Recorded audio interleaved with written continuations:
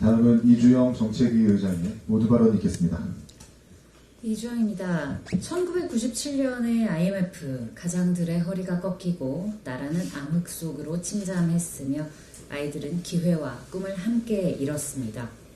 중산층은 녹아내렸고 기회의 사다리는 중간 절반쯤이 뭉텅 잘려 불안과 부진의 불길 속으로 타들어갔습니다.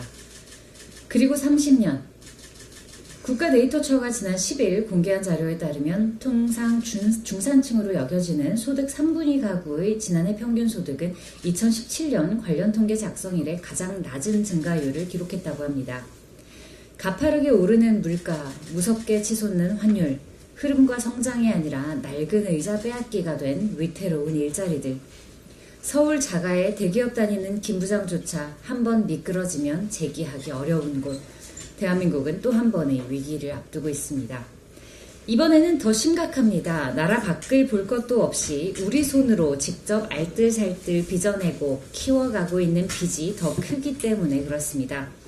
이재명 정부의 핵심 국정과제인 농어촌 기본소득 사업은 복지라는 이름의 포퓰리즘, 지방살리기라는 미명의 지선 전략으로 전락해 지방자치단체 간의 현금 살포 경쟁을 부추기고 있습니다.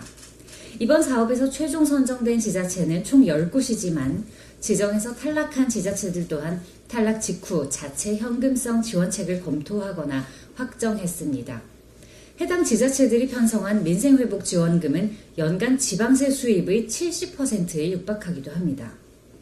농어촌 기본소득 사업의 지역과 규모 모두 확대가 예정된 전반적 확장 재정의 흐름 속에 이제는 돈을 주는 것이 당연하고 뿌리지 않는 지자체가 오히려 무능하다는 비난을 받게 되니 중앙정부와 지방재정의 건전성 모두 빠져나올 수 없는 늪에 이미 무릎이 절반쯤 잠긴 겁니다. 문제는 돈입니다. 기재부에서 발표한 2029년까지의 중기재정 운영계획에 따르면 우리나라 국가채무는 내년에 처음으로 1,400조 원을 돌파해 매년 100조 원 이상 불어나 2029년에는 무려 1,800조 원에 육박할 것으로 전망됩니다.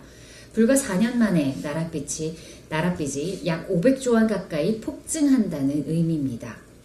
이에 따라 국내 총생산 대비 국가 채무 비율 역시 2025년 49%에서 2029년 58%로 10% 가까이 증가해 생산의 절반을 한참 넘기게 됩니다.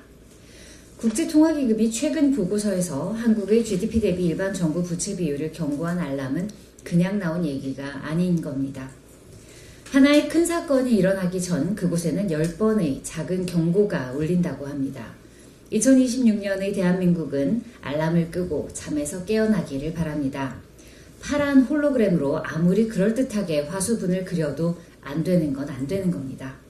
중산층을 녹이고 고액 납세자들을 더 짜내어 기득권 위정자들의 권력에 금칠하는 행정은 국민의 목소리로부터 멈춰 세워져야 합니다.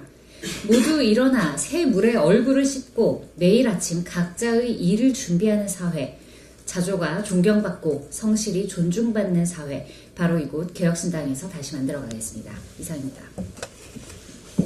네, 이것으로 공개회의를 마치고 비공개회의로 전환하겠습니다. 참석해주신 언론 여러분